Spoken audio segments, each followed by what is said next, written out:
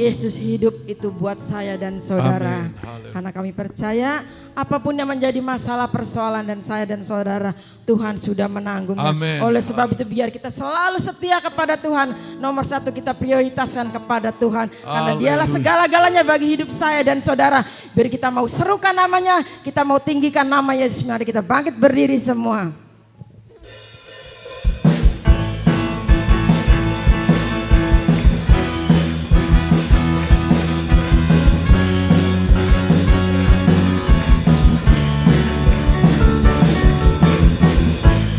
Tuhanku maha besar, Tuhanku maha kuasa, Raja segala raja.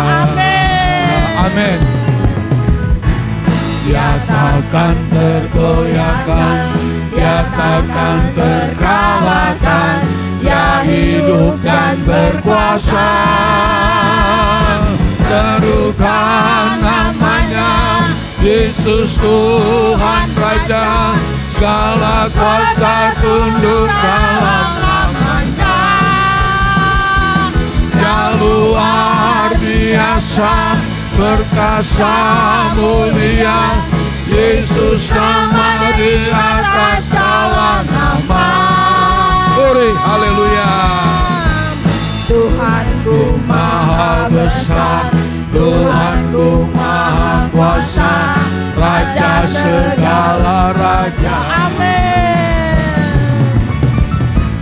Dia takkan tergoyahkan, dia takkan terkalahkan, dia hidup dan berkuasa. Glory. Serukan namanya, Yesus Tuhan Raja, segala kuasa tunduk dalam namanya.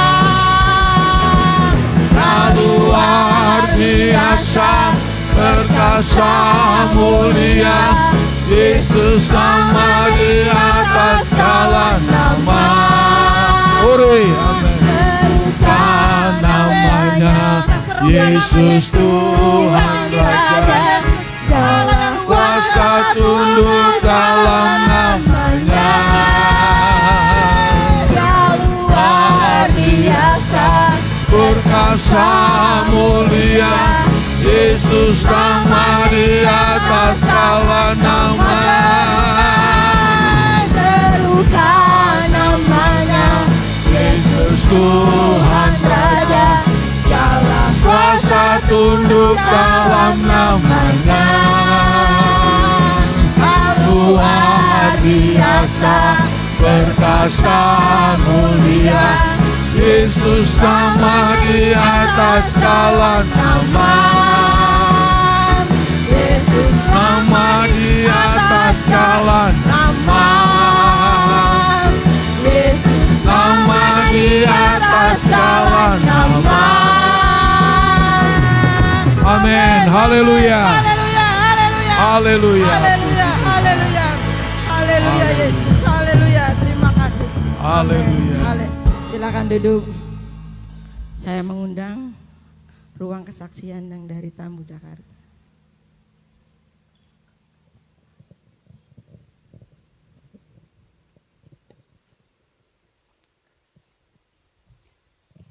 Oke, shalom. Shalom. Sekali lagi terimalah salam damai sejahtera, shalom. Shalom. Haleluya, satu kesempatan yang indah dan satu kehormatan, bahkan satu kebahagiaan yang luar biasa.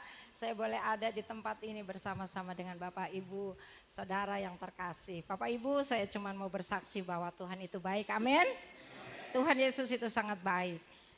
Berawal dari kehidupan yang dulu itu jauh dari Tuhan. Intinya mengenal Tuhan tapi tidak memaksimalkan hubungan kita dengan Tuhan. Jadi kami ini dulu punya usaha itu ekspor ke Jepang, Bapak Ibu. Ya, kita dapat dolar, makan rupiah, itu enak ya. Karena nilai dolar lebih berlipat kali ganda dibanding rupiah. Ya kalau sekarang di 17 berarti segitulah besarnya kelipatannya ya, ke 17.000 toh sekarang. Nah, jadi saya merasa nyaman, hidup saya berada di zona nyaman. Sehingga sepertinya ya udahlah enak gitu ya, ndak butuh pertolongan dari siapapun. Tetapi Tuhan itu tahu bagaimana memaksimalkan bahwa hidup kita ini sebetulnya bukan untuk hal-hal duniawi, bukan untuk kesenangan diri kita, karena kita adalah milik Tuhan dan sudah ditebus oleh Tuhan, maka Dia tahu bagaimana seharusnya hidup kita itu menyenangkan Tuhan. Amin. Nah, oleh sebab itu singkat cerita Tuhan izinkan kami kolaps usahanya. Kolaps. Ya, bangkrut boleh bilang begitu ya. Udah banyak aset terjual. Kondisi kami itu stres ya, boleh bilang hampir-hampir depresi, tapi tidak sampai depresi. Tuhan punya cara bagaimana menolong dan mengirim orang untuk membantu kita dekat dengan Tuhan. Amin. Nah, satu masa kami berada di masa yang sulit dalam keuangan. Udah banyak aset yang dijual. Ya, masih ada aset, masih ada rumah-rumah dan kendaraan, tapi tidak segampang itu jual ya. Udah berapa rumah juga sudah terjual. Nah, kehidupan harus berjalan. Kami tinggal di komplek yang cukup lumayan biaya hidupnya. Satu masa kami harus membayar uang sekolah ya. Tidak bisa bayar juga, anak saya sekolah di lumayan sekolah yang cukup mahal, tidak bisa bayar. Tapi Tuhan punya 1000 cara untuk menolong. Satu masa anak saya itu sudah mau masuk kuliah, ya DP baru 5 juta. Biaya yang dibutuhkan waktu itu berapa tahun yang lalu itu cukup besar ya, sekitar 60 atau kurang lebih. Nah berarti kita masih punya kekurangan sekitar 45 juta, baru DP sekitar berapa, 15 atau berapa. Ya, yang tahu persis itu nominalnya suami. Nah waktu seperti itu kita itu udah jauh-jauh hari ya berusaha sampai mau deadline. Misalnya hari besok itu terakhir, kalau kita tidak bisa melunasi dari uang untuk masuk ke fakultas itu, maka hilang semua DP yang sudah kita masukkan. Kemudian saya sudah berdoa, sudah berseru sama Tuhan, sepertinya tanda kutip tidak ada jawaban. Tapi buat Tuhan sekali lagi tidak ada yang mustahil. Ketika detik-detik terakhir, ini hari terakhir nih, hari terakhir dan besok harus sudah masuk kuliah, belum ada tanda-tanda. Misalnya hari ini hari ini Rabu, besok hari Kamis. Kemudian suami saya bilang, aduh gimana ya. Tapi sebelumnya suami saya panggil anak saya, biar bagaimana juga saya orang tua harus berjuang untuk anaknya. Itu yang dibilang. Sedih kalau dicerita ya, tetapi ini real nyata kehidupan. Anak saya bilang ya udah Pap, enggak usah kuliah, saya tak kerja. Suami saya bilang enggak, harus kuliah karena kalau kamu cuman ijazah SMA mau kerja apa? Kerja fisik kamu enggak mungkin bisa. Harus otak yang dimainkan, kepintaran yang harus dipakai. Akhirnya kita berjuang. Dan Tuhan tidak pernah permalukan umatnya. Kepada orang yang berseru dan setia mencari Tuhan, Tuhan menjawab. Tiba-tiba temannya yang sudah lama tidak pernah kontak, telepon, apa kabar dan lain sebagainya. Dipikir kita masih punya usaha bagus-bagus saja. Singkat cerita dia bilang saya sedang kondisi jobless. Teman saya kaget kenapa begitu. Terus akhirnya singkat cerita ya mau biaya kuliah aja enggak mampu. Sedang besok kita harus bayar. Tapi kita enggak berani pinjam. Kenapa saya udah pernah pinjam kan kita masih punya aset. Ya ada rumah ya waktu itu ada satu rumah yang ya mungkin kalau sekarang nilainya 700 juta kalau dijual. Bukan rumah yang saya huni, saya punya rumah di tempat lain. Waktu itu saya cuma pinjam pakai sertifikat saya titip sama dia, saya pinjam 30 atau 40 juta aja. Enggak dikasih, padahal teman saya kaya banget, kaya sekali. Ya bahkan dia bawa saya jalan-jalan ke berbagai tempat. Dia bayarin hotel saya, dia beliin tiket, tapi saya pinjam bukan pinjam begitu aja, saya bawa ini sertifikat ke dia, saya titip ini sertifikat, kalau enggak percaya ini taruh di rumahmu. Saya enggak akan utang begitu aja, tapi enggak dikasih, secara saya pulang dengan sedih yang sangat. Ya Bapak Ibu, saya rasanya begini Tuhan, ya siapa yang mau tolong saya? Ya teman yang saya rasa dia bisa tolong pun tidak, tapi itu firman digenapi, jangan berharap kepada manusia karena itu terkutuk kata Tuhan. Tapi berharap kepada Tuhan dan ini terjadi Bapak Ibu ketika kami terus berdoa sesuatu yang besar terjadi. Tiba-tiba ketika ngobrol begitu, tiba-tiba dia transfer ya, teman saya bukan yang tadi ya, yang tadi saya hello sama suami saya nanya apa kabar, tiba-tiba dia bilang, Ya udah berapa yang kamu butuh. Terus suami saya bilang sebut nominalnya, dia langsung transfer sore itu. Dan dicek sudah masuk dan pagi-pagi benar hari di mana dia harus masuk sekolah pertama dalam kuliahnya. Kami datang untuk melunasi. Beri tepuk tangan buat Tuhan, dia dahsyat. Allah yang besar, Allah yang dahsyat, Allah yang kita sembah bukan Allah sembarang Allah. Tapi dia Allah yang besar, yang tahu mendengar dan menjawab tepat pada waktunya. Kemudian sebetulnya saya banyak mengalami bagaimana kehebatan Tuhan dalam hidup kami. Tapi kayaknya enggak bisa berlama-lama, karena semua ini ada jam ibadahnya ya. Jadi itu salah satunya. Kemudian saya mau bercerita tentang anak saya setelah semuanya berjalan dengan pergumulan ya, saya bilang masuk lagi anak saya yang kedua, Bapak Ibu. Itu beban lagi, bagaimana caranya yang satu aja begitu penuh pergumulan, ini harus dua-dua kuliahin anak. Tapi bagi Tuhan itu sekali lagi dia tidak pernah meninggalkan kita. Ketika itu saya cuma bilang begini, bagaimana ya caranya ya. Yang pertama aja bergumul begitu rupa, ini anak kedua mau masuk. Hal yang sama dibuat sama suami saya. Dipanggil anaknya, gimana nih ya papi sebetulnya berat tapi kita harus berjuang. Tidak bisa malas-malas untuk tidak berjuang. Harus sekolah, begitu juga yang besar waktu itu dibilang begitu. Akhirnya anak saya bilang begini, enggak apa-apa Pi, apapun. Nah kemudian kita usahakan di UPH, dia diterima secara gratis ya untuk beasiswanya. Tetapi bersyarat IP-nya harus 4. Saya merasa anak saya kesian banget ya kalau sampai enggak mencapai itu, kami harus membayar semuanya. Dan itu enggak murah, ratusan juta. Apalagi yang mau kita jual ini juga belum laku-laku kan, ibaratnya begitu. Ada masih aset kita beberapa rumah belum laku juga dijual. Sampai akhirnya saya bilang janganlah Pi, takut kesian anak kita stres. Nah kita akhirnya masuk di dekat rumah ada UMN waktu itu ya cukup bagus dan lumayan mahal juga menurut saya ya karena waktu itu enggak ada duit ya. Nah kemudian kita berjuang ya dengan caranya Tuhan yang sama, dia adakan juga dana yang luar biasa. Tapi anak saya tidak begitu aja dia sekolah. Saya bilang Dedek kamu harus berpikir bagaimana supaya ringan. Anak saya itu mandiri yang kedua. Dia bilang oke, saya mau bekerja. Ya sedih kalau saya mau cerita masa-masa bagaimana Tuhan itu bergerak menolong keluarga kami. Nah anak saya berjuang. Dia itu pintar anaknya. Dia bekerja 3 hari part time sambil kuliah. Jadi kadang saya lihat dia sampai jam 3 dini hari belum tidur. Dia terus belajar begitu dan akhirnya dapat beasiswa Bapak Ibu. Ya, dan dia bisa magang di Astra itu juga miracle. Pokoknya banyak mujizat yang kita alami ketika kita ada di dalam lembah yang kelam itu. Nah, kemudian kami terus berjuang melibatkan Tuhan dan satu masa selesai semua. Anak pertama selesai, anak kedua selesai dan anak kedua waktu selesai itu dia bilang begini, Mami, ada sesuatu buat Mami. Saya berpikir apa ya? Dia bilang gini, Mi, aku tuh dapat beasiswa, aku masih ada sisa uang sekitar berapa ya 9 juta atau berapa. Dia bilang nanti saya mau 5 juta mau jalan-jalan ke Bali, kemudian sisanya saya kasih Mami. Bapak Ibu, bagi Tuhan tidak ada yang mustahil.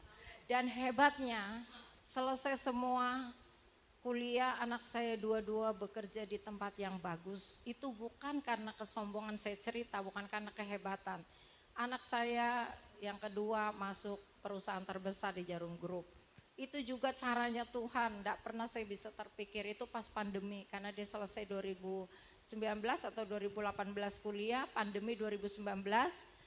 Dan kemudian anak saya masuk pas pandemi 2020. Ya, di mana masa-masa PHK besar-besaran terjadi. Perusahaan banyak yang tutup, tapi Tuhan, Allah yang kita sembah, sekali lagi dia bukan Allah yang tidak melihat dan mendengar. Dan dibukalah pintu, dia bekerja dengan cara yang ajaib sampai dengan hari ini. Kita beri kemuliaan buat Tuhan.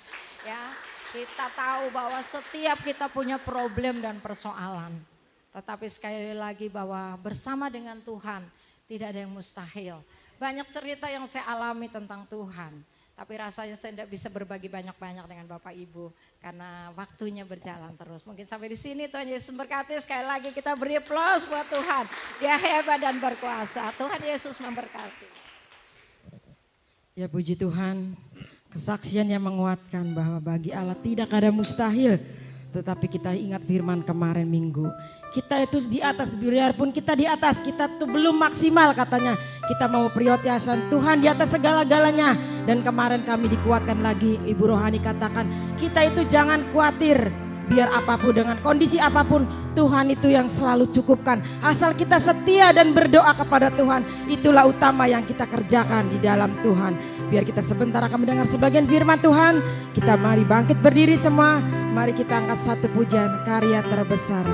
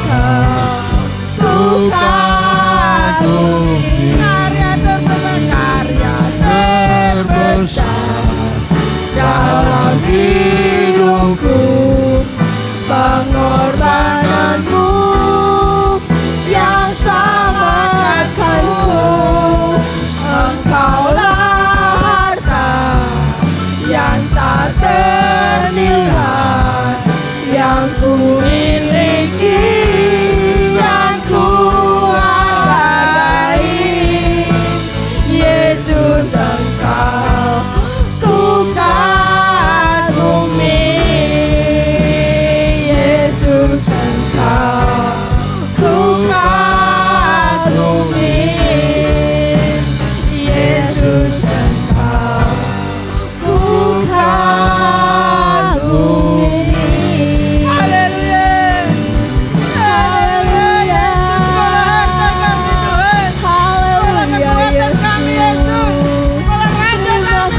Tuhan. Terima kasih Yesus. Haleluya. Haleluya Yesus. Terima kasih Tuhan. Haleluya. Glory. Haleluya.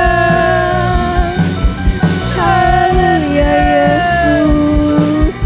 Haleluya. Haleluya Yesus, haleluya. Dengan kasih Kristus nanti Ibu Rohani bawa doa buat kebenaran firman Tuhan.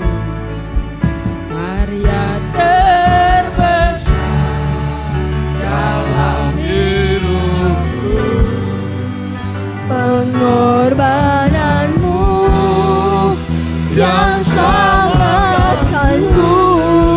Engkaulah Haleluya, haleluya, yang haleluya.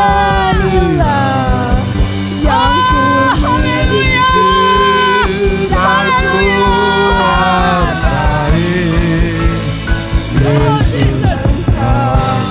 ku Karya terbesar. terbesar. Sembahlah dia. Dia ada di tengah-tengah saya dan saudara. Dia adalah jawaban dalam setiap pribadi kita. Bapak-bapak, ibu-ibu, kaum muda remaja kami semua. Orang kaya sakaya lawan sakaya lawan sakaya lawan. Yang ku Jesus, miliki Jesus,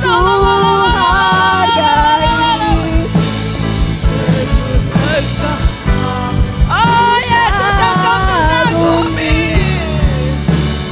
Yesus engkau bukan, Sekali lagi Yesus engkau mengagumi, berikan kemuliaan. ku kagumi. Oh, rawata kaya lawa lawa lawa. Kia lawata kaya sakaya lawata kaya lawa lawa. Oh, rawata kaya lawa sakaya lawa lawa lawa. Kia lawata kaya la sakaya lawata kaya la sakaya lawa lawa. Oh Jesus, Jesus, Jesus, Jesus, haleluya, haleluya. Yesus, Yesus, kemuliaan, kepujian, keagungan, kehormatan hanya Engkau Tuhan. Engkau Allah Bapa, Allah yang hidup, Allah yang berkuasa, Allah jawaban setiap pribadi kami Tuhan. Biar yang datang dalam berbagai macam persoalan, datang dengan berbagai macam beban dan masalah Tuhan. Kami ingin pulang membawa damai dan sukacita ya Bapa. Lewat jawaban firman-Mu kami boleh dikuatkan ya Bapa. Kami tahu firman-Mu hidup dan berkuasa. Kami mempunyai Allah yang hidup bukan Allah yang mati ya Bapa. Dunia lagi bergoncang ya Tuhan. Tetapi biar kami bapak-bapak, ibu-ibu, kaum muda remaja, iman kami tidak akan bergoncang ya Tuhan. Kami kuat di dalam Tuhan dan melayani Engkau, mengiring Engkau sampai Tuhan memanggil kami. Banyak salah dosa kami, ampuni kami. Terima kasih Tuhan, ampuni salah dosa kami. Kami mau siap dengan firman-Mu. Bila mana ada kuasa iblis mencuri kebenaran firman-Mu, kami ikat, kami patahkan dalam nama Yesus keluar dari ruangan ini. Kami siap mendengar firman-Mu dengan tenang. Haleluya. Amin. Puji Tuhan. Saya persilakan Bapak Evangelis Yusuf.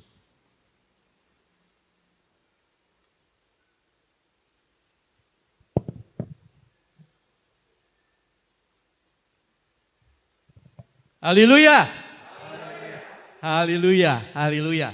Itu moto dari Gereja Pantai Kosta. Amin. Nah, Shalom. Selamat beribadah di hari yang penuh berkat. Saudara, kalau saudara dan saya hari ini ada di tempat ini, mungkin kita lupa. Sungguh suatu berkat. Sungguh suatu hal yang luar biasa sebetulnya. Karena banyak orang di luar sana, mereka tidak memiliki kesempatan. Bahkan saya katakan hak untuk beribadah kepada Sang Pencipta. Amin. Allah yang benar. Yang kita sudah nyanyikan tadi. Sebagai harta terbesar dalam hidup kita. Betul? Ya. Sebelumnya saya ucapkan banyak terima kasih kepada Bapak Gembala, Om Beni, dan Ibu Gembala, Ibu Yayang, bahwa kami diberi kesempatan dari daerah Tangerang boleh hadir tempat ini bersama-sama beribadah di dalam gereja yang luar biasa ya menurut saya di daerah. Bukan di Manado, kalau Manado banyak Om. Tapi di sini ini suatu berkat dan saya juga mendengar banyak mujizat, hal-hal yang luar biasa terjadi di dalam gereja atau jemaat di tempat ini. Terutama Bapak Gembala ya, tapi saya percaya kita semua mengalami itu dan akan terus mengalaminya. Amin. Sebab kita memiliki Allah yang hidup, Allah pencipta, Allah yang benar. Ya. Kalau kita tahu hal itu dan kita melihat dengan mata rohani kita dan juga pikiran akal budi kita, kita bisa membedakan mana agama yang benar, mana agama yang tidak benar. Amin. Dan terutama kita bisa melihat campur tangan Tuhan dalam hidup kita. Nah, pagi hari ini saya tidak tahu dan saya belum mengenal setiap ini. Maksud saya jemaat di sini, saya kira pasti bervariasi. Ada yang sudah 5 tahun ikut Tuhan, ada yang 10 tahun ikut Tuhan, ada yang 50 tahun mungkin ikut Tuhan seperti saya. Ada amin? Nah, kita sudah sering mendengar janji-janji Tuhan. Betul? Bagaimana kalau pagi hari ini kita balik? Tuhan berjanji, Dia adalah Allah pencipta. Dia sangat dahsyat dan besar. Dan saya katakan janjinya tidak akan meleset, tidak mungkin meleset. Lalu kenapa banyak orang Kristen biasa-biasa saja? Kenapa banyak orang percaya kelihatannya tetap saja tidak maju-maju? Bukan hanya kita bicara soal kekayaan, tapi itu juga Tuhan janjikan. Yohanes 10:10. Tuhan katakan saya datang untuk memberkati dan memberi kehidupan yang berkelimpahan. Apa artinya kelimpahan? Tidak bukan tidak berkurang, salah. Tidak berkekurangan. Nah, kita harus lebih dalam hidup dan kebutuhan kita. Memang saat-saat tertentu Tuhan izinkan itu terjadi, tapi kita tidak boleh selalu di bawah kekurangan. Kita harus sadarkan, kita harus bangkit supaya kita sadar bahwa kita menjadi alat terang untuk menerangi, untuk menggarami orang-orang sekitar kita. Jadi kita cukup dan orang lihat hidup kita bahagia dan sumber berkat, sumber segala itu adalah Yesus Kristus. Karena Dia Allah dan sekaligus firman yang menjadi manusia. Nah, pagi hari ini kita belajar firman, bagaimana hidup kita seharusnya. Tadi saya katakan kita, ya sementara lupakanlah janji-janji itu. Sekarang kita mencerminkan atau melihat diri kita, apakah kita sudah sesuai hidup kita dengan firman Tuhan. Saya ulangi lagi, pagi hari ini kita belajar apakah hidup kita benar dengan apa yang Tuhan inginkan. Apakah sesuai aturan, peraturan, ketentuan, hukum Tuhan. Betul? Mari kita belajar sebagian dari hal itu. Kita mulai dengan membaca firman Tuhan di Matius pasal 13 ayat 44 dan 45, yaitu harta terindah. Bisa ditampilkan ya? Ya baik, terima kasih. Harta terindah di dalam hidup kita sudah kita nyanyikan. Matius 13 ayat 44. Saya mohon maaf untuk ayat 2, ayat ini saja saya minta kita berdiri bersama-sama membacakannya. Boleh ya? Terima kasih. Terima kasih. Ayat 44 dan sampai 46 ya. 3 ayat ternyata. 2, 3. Hal kerajaan surga itu seumpama harta yang terpendam di ladang, yang ditemukan orang lalu dipendamkannya lagi. Oleh sebab sukacitanya, pergilah ia menjual seluruh miliknya, lalu membeli ladang itu. Demikian pula hal kerajaan surga itu, seumpama seorang pedagang yang mencari mutiara yang indah. Setelah ditemukannya mutiara yang sangat berharga, ia pun pergi menjual seluruh miliknya, lalu membeli mutiara itu. Terima kasih, silakan duduk.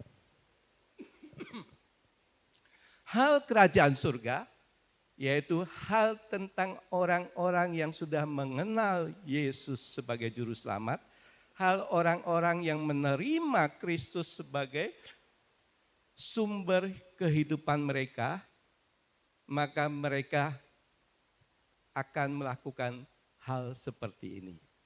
Apa yang terjadi? Seorang sedang mencangkul di ladang. Ya, di sini saya pikir kita sangat tidak asing dengan mencangkul, mengolah tanah. Lalu tahu-tahu dia menemukan harta terpendam, harta karun. Ya, mungkin dari bentuknya dia sudah lihat ada beberapa guci misalnya ya. Di sini tidak dijelaskan. Tapi tanah yang dia olah itu memiliki suatu hal yang sangat dahsyat, yang sangat berharga. Lalu apa yang dilakukan oleh orang itu menurut Yesus disampaikan, kerajaan surga harusnya seperti itu. Jadi seseorang sudah menemukan harta terbendam di ladangnya, lalu orang itu menutup kembali. Dilihat kiri kanan nggak ada orang, lalu dia mengambil cangkul dan menutup kembali apa yang ditemukannya itu. Dan hal yang penting yang dilakukan oleh orang ini adalah apa? Oleh sebab sukacitanya dengan sangat antusias, lalu pergi dia menjual apa? Semua yang dimilikinya, lalu dia membeli ladang yang terpendam itu. Seharusnya begitu kan? Kalau kita pintar menemukan sesuatu yang sangat berarti, kita lepaskan yang lain dan memilikinya. Kedua, demikian Yesus mengajarkan juga kerajaan surga. Artinya kita sebagai orang-orang yang terhimpun di dalam suatu tujuan, yaitu dibawa menjadi warga kerajaan surga. Ya, saya tidak perpanjang tapi saya ingin mengetahui atau memberitahu saudara bahwa kerajaan surga adalah kita-kita ini yang sudah disiapkan Tuhan untuk mewarisi nanti kehidupan di surga untuk selama-lamanya. Hal kerajaan surga itu juga seumpama seorang pedagang. Ini bukan pedagang biasa. Pedagang apa? Pedagang mutiara. Batu berharga yang dia sangat mengerti pedagang ini, bahwa ini harganya, ya kita tahu variasi batu mulia itu luar biasa. Ya, kecil-kecil saja bisa berapa ratus juta, apalagi besar berarti beratus miliar. Nah, pedagangnya ini tidak sengaja menemukan satu mutiara yang sangat berharga dan dia belum pernah menemukan seumur hidupnya, dan dia sadar nilainya itu sangat tinggi. Apa yang dilakukan oleh pedagang ini? Dia pulang, dia menjual semua kekayaannya dan dia membeli mutiara itu. Ada amin. Saudara dan saya seharusnya demikian. Tadi kita sudah menyanyikan. Siapa harta yang paling mulia dan berharga itu?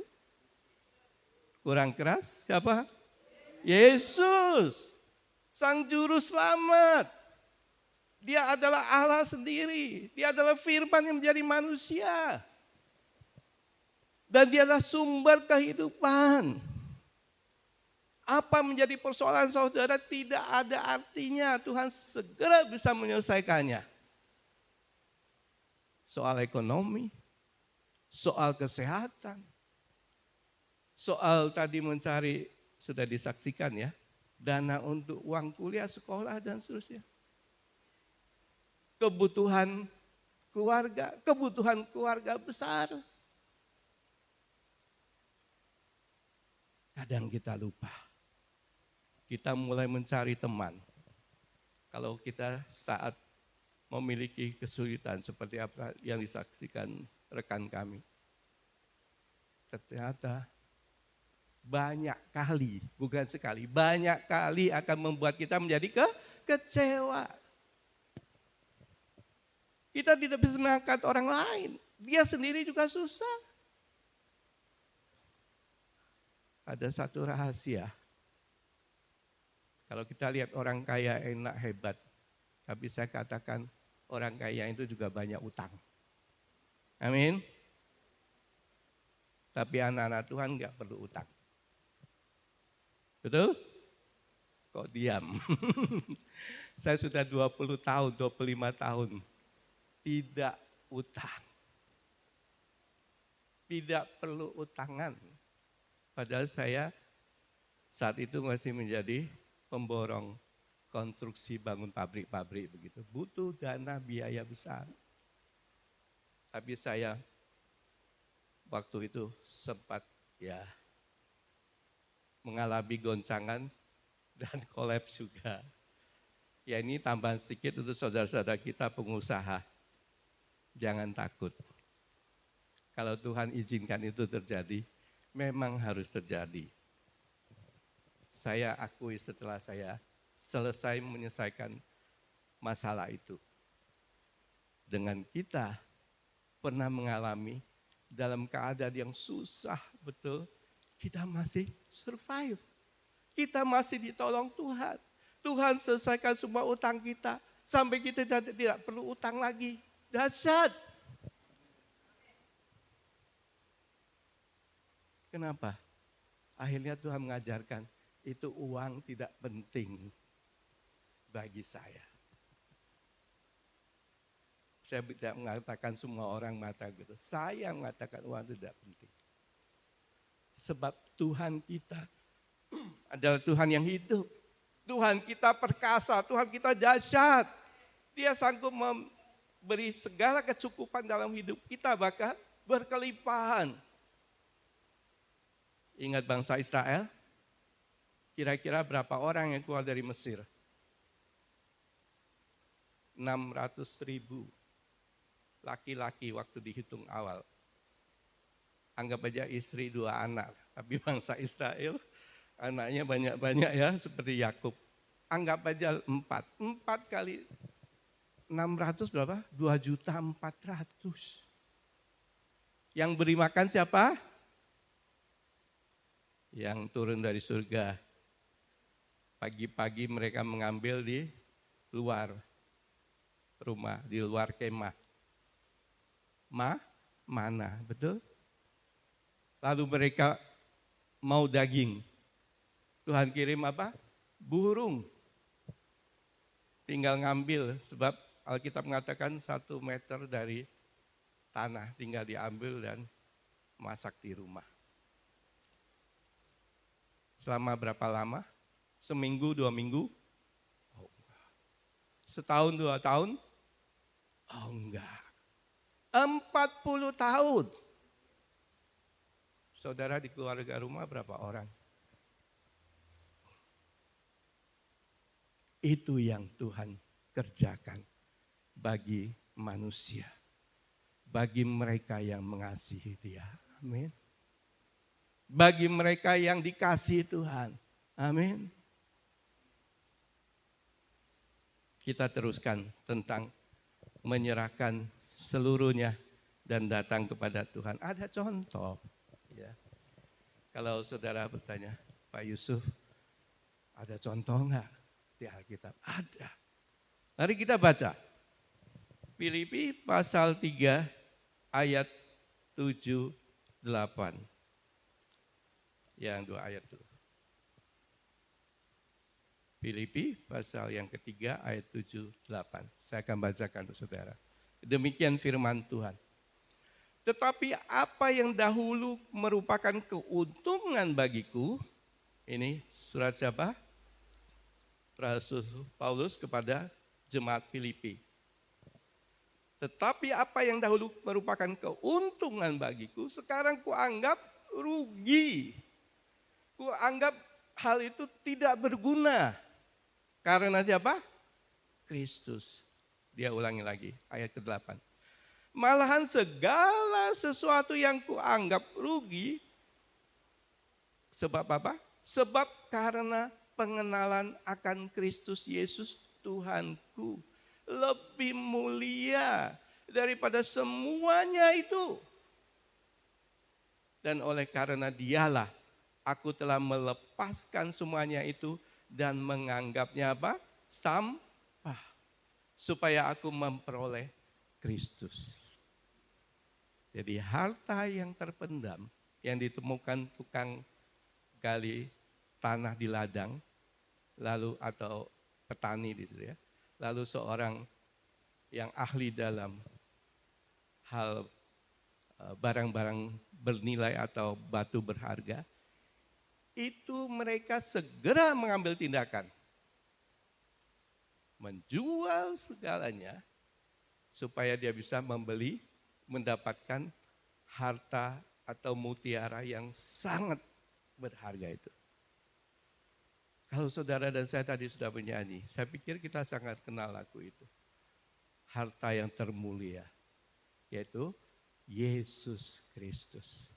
Sebab dia sudah menjadi anak domba Allah. Dia rela mati di atas kayu salib, supaya kita yang berdosa menjadi tidak berdosa. Tapi dia yang menanggung setiap dosa kita dan rela menyerahkan nyawanya, kata Alkitab. Dia sudah melakukan yang sangat besar kepada dunia, khususnya saudara dan saya, yang hari ini hadir bisa beribadah kepada Allah Bapa. Saya ingatkan saudara, satu-satunya agama, kalau boleh sebutin agama, tapi banyak orang yang lebih cerdas mengatakan, percaya ikut Yesus itu bukan agama. Percaya ikut Yesus adalah membawa diri kita di dalam kehendak penebusannya. Membawa diri kita layak menjadi warga kerajaan surga. Sehingga kita waktu meninggalkan dunia ini, kita sudah pasti ada di dalam surga. Dan itu sesuai dengan kehendak dan rencana Tuhan. Bukan karena orang mengatakan kalau mati ke surga. Lalu kita berusaha bekerja dengan baik, melakukan hal baik, bersikap baik, memberi sedekah yang banyak, dan seterusnya. Itu adalah pikiran manusia. Dan saya katakan firman atau Alkitab yang saudara dan saya pegang itu murni dari Allah. Pertama saja, secara sederhana, siapa yang memakai Alkitab yang sama dengan kita? Bangsa Yahudi, bangsa Israel. Apakah bangsa Israel itu bodoh kalau Alkitab atau kitab yang dia pakai itu palsu? Oh, tentu tidak. Mereka orang-orang yang cerdas, yang begitu banyak menerima hadiah Nobel. Yang kedua, kalau Alkitab kita ini dari manusia, kira-kira umpamanya ya, itu pengarangnya itu mungkin ini, tahu maksud saya? Hal yang tidak masuk akal. Dan orang banyak juga mengatakan dari agama seberang, Tuhannya orang Kristen di atas kayu salib mati. itu karangan yang populer atau benar atau bisa diterima oleh akal manusia? Tidak mungkin itu karangan manusia. Hanya satu-satunya kitab suci yang kita terima dari Allah yang menyatakan dirinya, menyatakan kebaikannya, menyatakan kasihnya yang dahsyat kepada manusia. Itu Allah, Sang Anak Allah, terpancang di kayu salib. Betul? Tidak mungkin itu karangan manusia. Manusia tidak mungkin berpikir di situ. Dan satu-satu kebenaran adalah itu dari Allah yang mau menyatakan dirinya melakukan hal itu dan memberitakan kepada saudara. Bahwa ada satu jalan yang sudah Tuhan siapkan, bahwa siapa yang percaya pada Yesus dan menyatakan kesungguhan dia menerima Yesus sebagai juru selamat pribadinya, maka dia akan selamat. Ada amin. Itu kenyataannya. Dan Rasul Paulus tahu. Siapakah Rasul Paulus? Dia seorang Farisi muda. Dia memiliki pendidikan yang tinggi. Dia dari keluarga kaya, keluarga terpandang. Bahkan dia memiliki warga negara Romawi. Tidak semua orang bisa mendapat warga negara itu. Dan dia belajar dengan seorang Farisi yang hebat, yang terkenal saat itu. Seperti ulama sekarang, ulama yang terkenal di Indonesia. Dia belajar sama Gamaliel, imam besar. Dia sangat hebat, sangat cerdas. Tapi dia katakan semua itu adalah sampah. Ada amin? Dia jual semua itu, nggak butuh itu. Karena dia cerdas dan dia tahu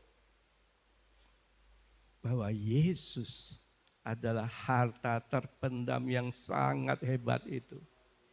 Yang menentukan setiap langkah hidup daripada manusia. Semua Tuhan yang tentukan. Persoalannya adalah kadang kita belum mengerti. Kalau kita menerima berkat, seakan-akan itu usaha saya. Bukan itu salah. Tetapi Tuhan akan menunjukkan. Kalau hal itu saudara rasakan bahwa saudara bisa dan sanggup melakukan hal-hal yang hebat. Saudara hidup dalam kondisi yang aman dan nyaman. Tuhan lebih tahu bahwa itu adalah bahaya yang mengancam. Karena Tuhan bukan tidak mau, sebetulnya Tuhan mau. Tapi itu berbahaya untuk kehidupan kita. Karena tantangan masalah, godaan dari dunia ini sangat-sangat hebat. Justru akhir-akhir ini. Di mana sosial media begitu mudah membuat seorang untuk komunikasi dengan yang lain, betul? Keluarga banyak yang bercerai, betul? Kenapa? Dengan kemudahan medsos, setiap orang bisa janjian ketemu di mana saja. Betul? Tuhan tidak mau memberkati saudara. Tuhan mau memberkati saudara dan saya. Tapi Tuhan mau saudara tahu bahwa saudara harus tekun dan sungguh-sungguh di dalam Tuhan. Sehingga saudara kuat bersama Roh Kudus menghadapi semua tantangan yang ada di dunia ini. Itu yang lebih dahulu Tuhan inginkan. Alkitab mengatakan tangan Tuhan tidak terlalu pendek. Artinya Tuhan sanggup setiap saat mau memberkati kita. Kenapa Tuhan mengatakan tidak boleh ada ilah lain di dalam hidup kita sebagai manusia beriman. Itu juga untuk kita. Saudara, Yesus sudah mati di atas kayu salib. Yesus sudah mengampuni segala dosa kita. Tuhan sudah membawa kita dari kegelapan. Di Injil Yohanes mengatakan betul, dibawa ke tempat yang terang, dipindahkan. Lah kalau saudara dekat-dekat dan mulai merasa saudara, agama lain juga baik. Di semua agama itu ada penguasa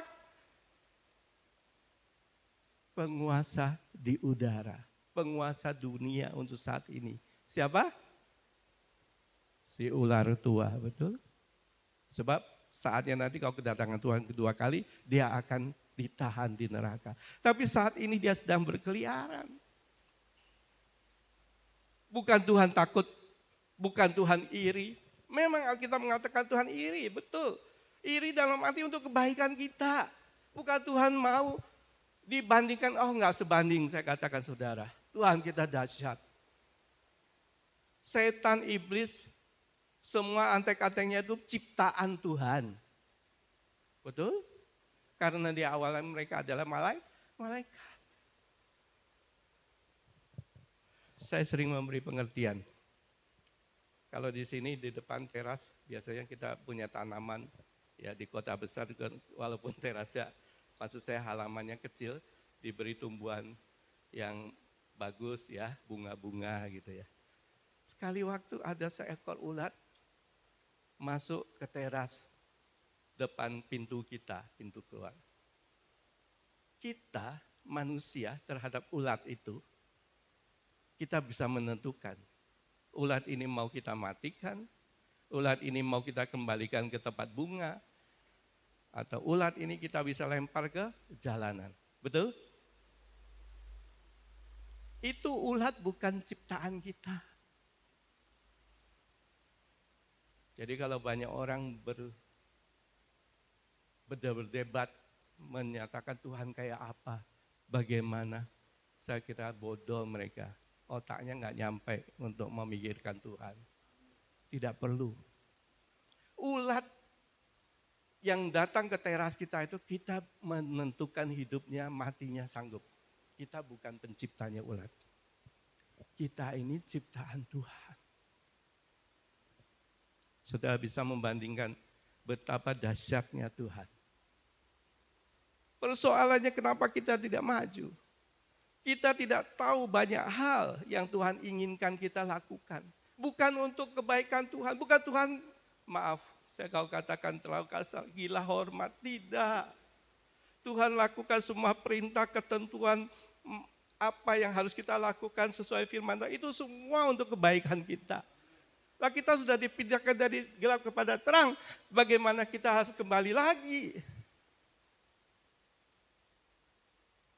Yesus mengatakan kalau seorang memiliki bangunan ya sudah dikeluarkan dalam arti iblis keluar dari tubuh kita, tapi tubuh kita itu tetap kosong. Iblis ini mengajak berapa orang temannya untuk masuk? 7. Bagaimana nasib hidup kita? Kalau kita tidak sungguh-sungguh mentaati firman. Dan itu penting mentaati firman. Mari kita teruskan. Yohanes pasal 15 ayat 5, 6, dan 7. Dan saya pikir bagian ini sangat penting. Saya mungkin hanya mengulang dengan cepat karena memberi pengertian bahwa kita di dalam Tuhan. Atau maaf, saya kembali ke ayat pokok kita di Filipi pasal 3. Saya akan baca seterusnya. Ayat yang ke-9 dulu ya, saya bacakan. Filipi pasal 3 tadi, ayat yang ke-9. Dan kita, supaya aku memperoleh Kristus dan berada di dalam Dia. Bukan karena kebenaranku, karena mentaati hukum Taurat, melainkan dengan kebenaran karena kepercayaan kepada Kristus. Yaitu kebenaran yang Allah anugerahkan berdasarkan kepercayaan. Ya, kalau saudara baca hati-hati bahwa kita kalau percaya kepada Kristus, maka segala dosa-dosa kita tidak diperhitungkan lagi. Itu maksudnya. Karena Kristus sudah berjasa, saya ambil kata-kata. Dan sudah melakukan sesuatu yang luar biasa, yang tidak ada di dalam pengertian manusia, yang tidak ada di kitab perjanjian lama sekalipun. Walaupun perjanjian lama kita tahu adalah firman Tuhan. Hanya ada di dalam perjanjian baru. Yesus membuka satu jalan, menyatukan kembali antara Allah dengan manusia. Betul? Sejak Adam dan Hawa jatuh ke dalam dosa, maka manusia tidak memiliki hubungan lagi dengan penciptanya. Allah yang benar. Kenapa? Karena ada dosa. Dan dosa itu sangat kotor di hadapan Tuhan karena Allah Bapa dengan keberadaannya adalah sangat dan maha suci. Benar? Kita tidak mungkin sampai ke Bapa.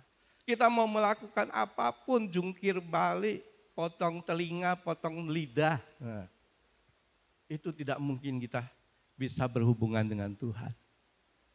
Karena dosa. Lalu kita mulai berpikir, atau seharusnya berpikir, apa itu dosa? Bagaimana dosa masuk ke manusia? Hanya karena buah pengetahuan baik dan jahat, betul? Waktu Adam dan Hawa terlebih dahulu melihat dan diberi janji yang muluk-muluk oleh seekor ular yang di baliknya adalah iblis. Dan dia mulai melihat buah ini bagus ya, sepertinya enak. Dan dia mulai memetiknya dan memakannya. Apakah buahnya berbahaya? Apakah buahnya jahat? Tidak. Lalu apa yang disebut manusia jatuh ke dalam dosa? Saya pikir sebagian kita sudah tahu, kalau belum saya kasih tahu. Karena melanggar ketentuan Tuhan. Simple tapi itu benar. Tuhan mengatakan semua buah pohon di dalam taman ini kamu boleh makan. Bahkan buah pohon kebenaran ya yang buat manusia hidup taat pada Tuhan itu boleh makan. Hanya satu. Mungkin saudara mengatakan, oh iya Adam tuh, Hawa itu keterlaluan deh. Kalau saya menjadi manusia pertama mungkin saya tidak begitu. Tunggu dulu. Saudara tahu, tidak ada seorang pun yang sanggup melakukan firman Tuhan yang disampaikan oleh Musa, ketentuan peraturan yang ditentukan oleh Musa kepada bangsa Israel. Dan Alkitab mengatakan tidak ada seorang pun yang sanggup. Karena itu manusia yang adalah firman Tuhan sendiri yang hadir dan sanggup melakukan itu. Yesus adalah manusia yang satu-satunya yang ada, lahir seperti saudara dan saya di muka bumi, tapi dia tidak berbuat dosa.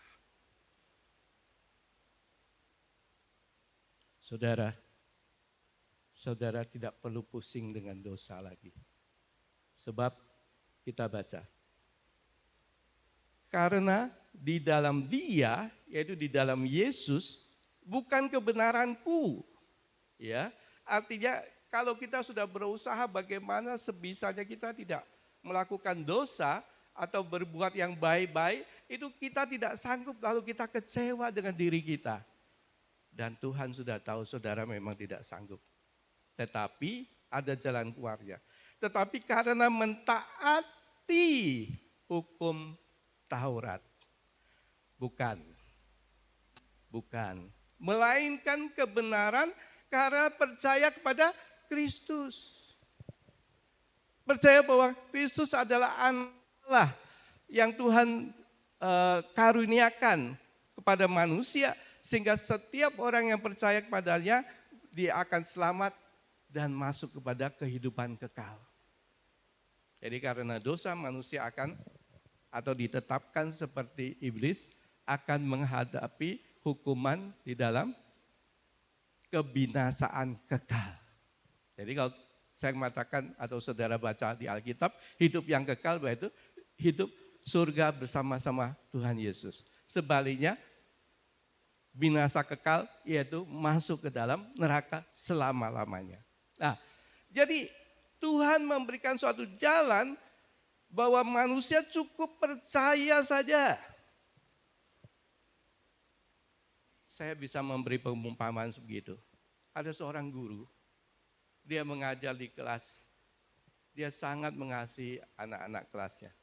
Tapi tidak tahu kenapa hampir semua anak kelasnya itu tidak bisa menerima atau mencerna pelajaran yang dia berikan. Lalu ambil waktu mereka tes, ya. Mereka sudah mengisi pertanyaan-pertanyaan yang diberikan gurunya atau sesuai dengan kurikulum sekolah, dan ternyata angka mereka semua tidak lulus. Hanya 4, hanya 5, sekarang 40-50 ya. Dan tidak ada satupun yang lulus. Itulah yang terjadi. Tidak ada satupun manusia yang layak untuk masuk kembali ke surga. Tidak ada seorang manusia pun yang bisa melakukan apapun supaya bisa kembali berhubungan dengan Allah Sang Pencipta. Tidak ada. Tidak ada satu anak pun yang lulus. Tapi karena kebaikan hati, kasih dari guru ini kepada anak-anak didiknya, lalu dia memberi angka, oh ini dia baik. Dia menghormati guru. Dia bertutur kata baik, oh ini 6 lulus. Ada satu lagi, dia sering membantu temannya yang tidak bawa makanan. Dia membagikan makanannya kepada dia. Dikasih angka 7 dan seterusnya. Dan seterusnya. Dan seterusnya. Apakah anak-anak itu lulus karena usahanya? Bukan. Karena kasih karunia. Demikian kita, tidak ada satupun kita yang sanggup melakukan hal yang baik benar sesuai dengan firman Tuhan. Tetapi kita semua diberikan suatu bonus hadiah, bukan bonus ya, hadiah yang terbesar bahwa kita menjadi atau diperhitungkan sebagai orang yang tidak lagi berdosa, artinya dibenarkan. Ada amin. Itulah yang kenyataan yang harus kita sadar. Siapakah Yesus? Dia adalah harta terbesar. Saudara membutuhkan apapun, saudara bisa minta dan Tuhan pasti akan menolong saudara. Dan saya dengar mujizat banyak terjadi di dalam jemaat di tempat ini. Di dalam pelayanan Bapak Gembala dan Ibu Gembala. Sangat luar biasa. Tetapi mulai hari ini, saudara sadar bahwa Yesus adalah harta yang terbesar. Maka kita akan mensingkirkan, bukan kita menjual semua harta. Tapi pengertian adalah kita utamakan Tuhan kita. Kita hadir waktu-waktu tertentu dihadir di depannya.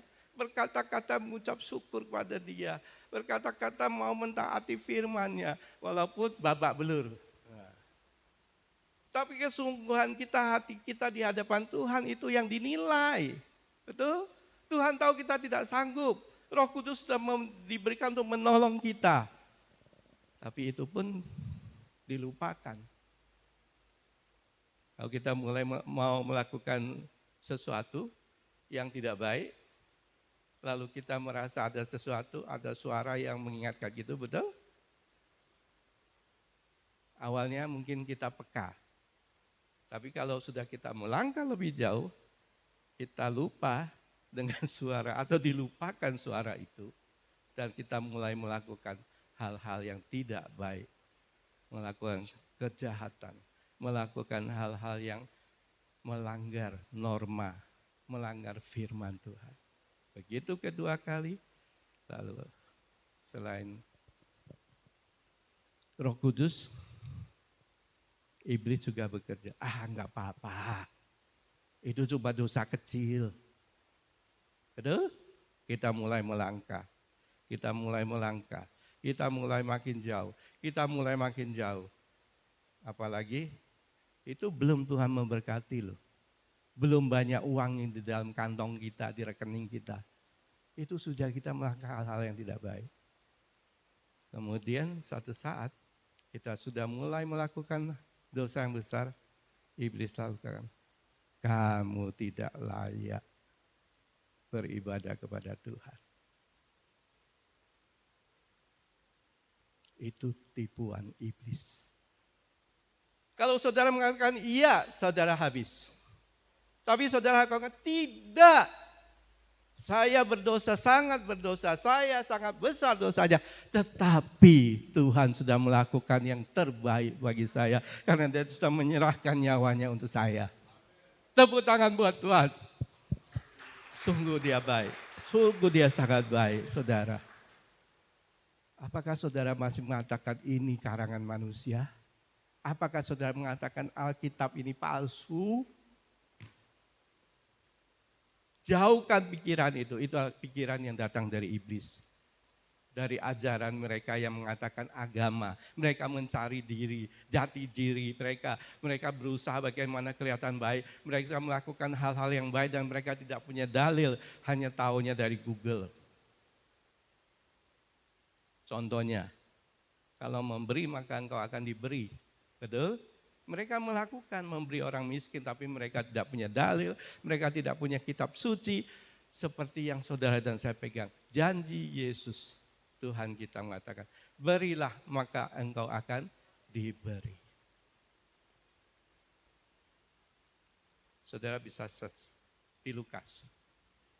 Saudara, Allah yang kita miliki ini Allah yang sangat dahsyat. Dia satu-satu Allah yang hidup yang kita tahu. Sebab dia memperkenalkan dirinya kepada manusia. Bukan manusia yang mencari Tuhan, bukan. Sejak umur atau kelas 3 SMA saya sudah tahu. Sebab saya ada di dalam sekolah negeri saat itu yang tidak ada satupun yang beragama Kristen. Dan saya satu-satu orangnya. Supaya saya tidak dikatakan atau tidak mendapat nilai yang tidak baik, ya saya ikut saja dengan teman-teman mempelajari agama seberang.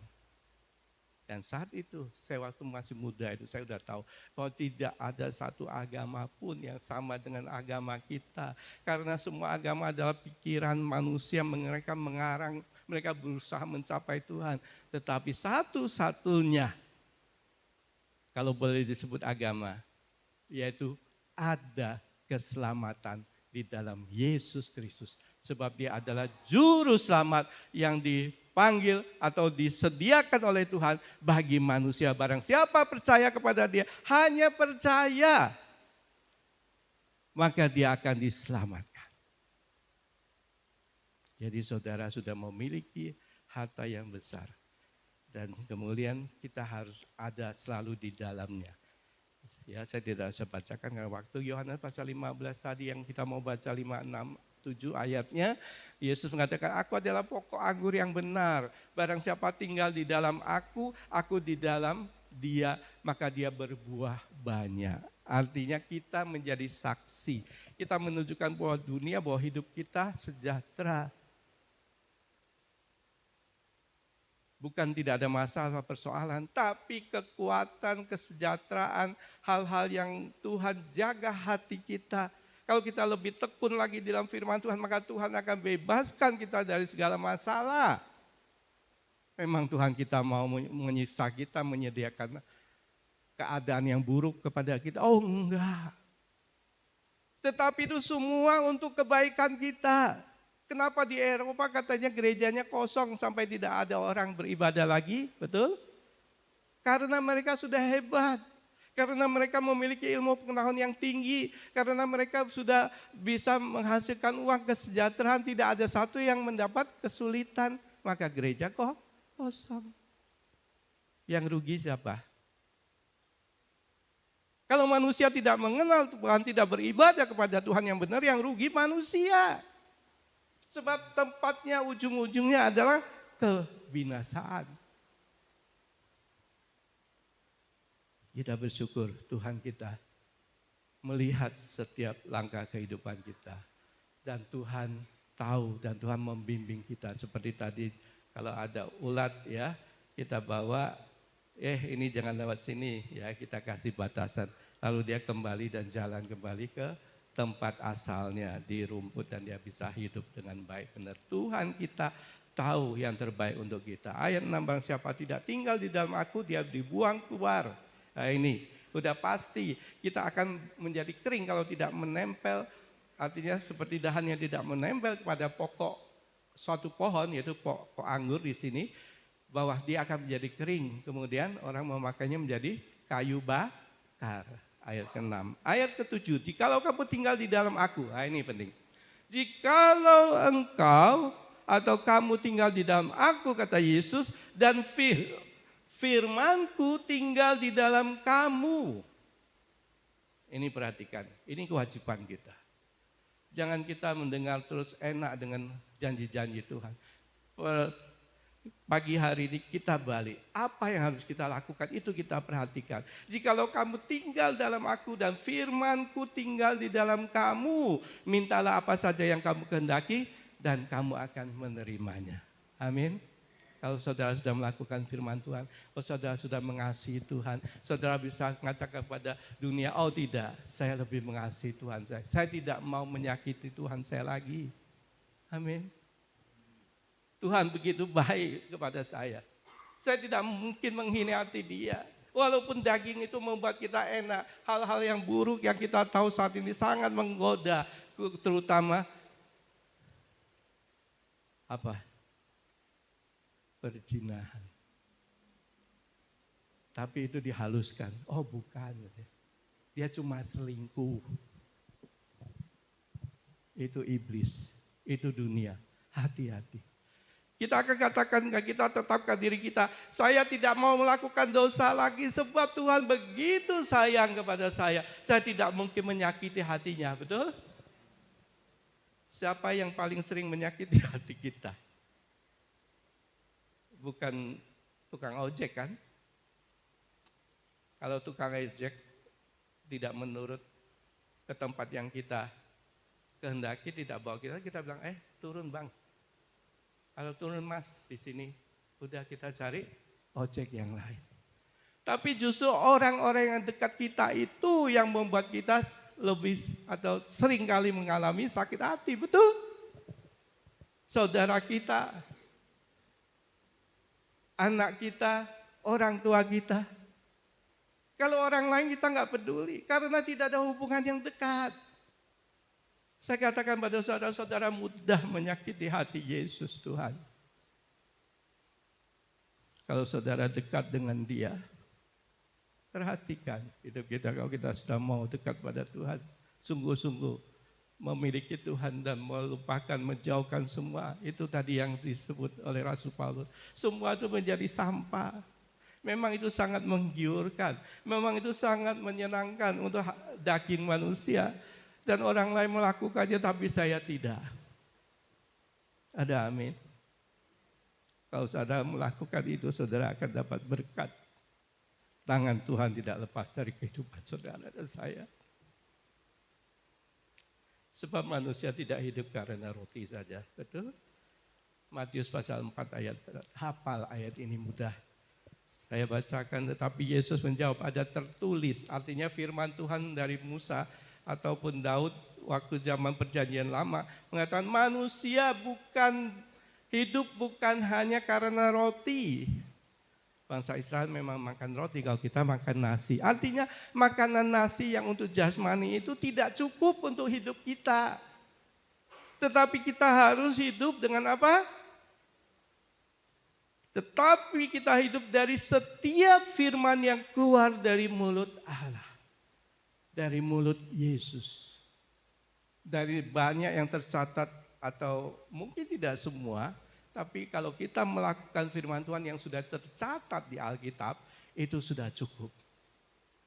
Maka pasti saudara akan diberkati. Ada amin? Tuhan siap memberkati kita kalau kita melakukan benar.